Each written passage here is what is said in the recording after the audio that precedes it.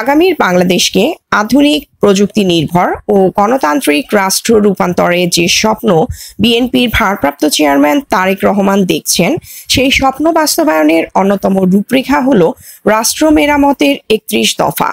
দেশের শিক্ষা ব্যবস্থাকে সামনের সারিতে রেখে নতুন প্রজন্মকে সেই স্বপ্নের কথা জানাতে বিভিন্ন শিক্ষা প্রতিষ্ঠানের শিক্ষক শিক্ষার্থীদের সঙ্গে মতবিনিময় করছেন বিএনপি নেত্রী সৈয়দা আদিবা হোসেন।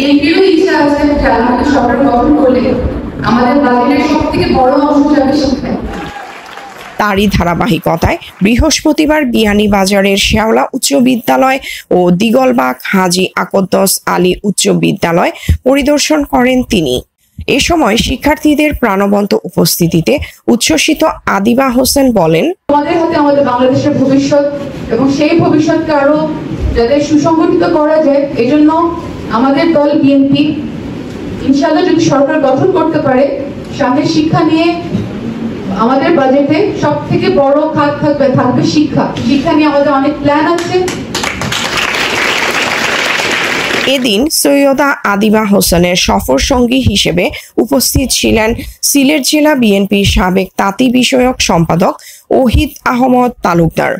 গোলাপগঞ্জ উপজেলা বিএনপির সহসভাপতি আব্দুল কাদির সেলিম, বিয়ানীবাজার উপজেলা বিএনপির যুগ্ম সম্পাদক শিপলু আহমদ, যুব ও ক্রীড়া বিষয়ক সম্পাদক মানিক মিয়া, ধর্ম বিষয়ক সম্পাদক হাফিজ মশরুর আহমদ,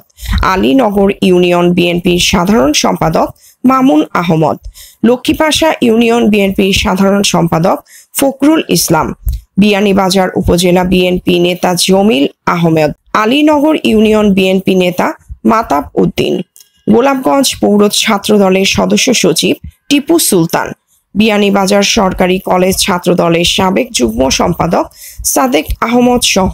বিভিন্ন অঙ্গ সংগঠনের নেতৃবৃন্দ।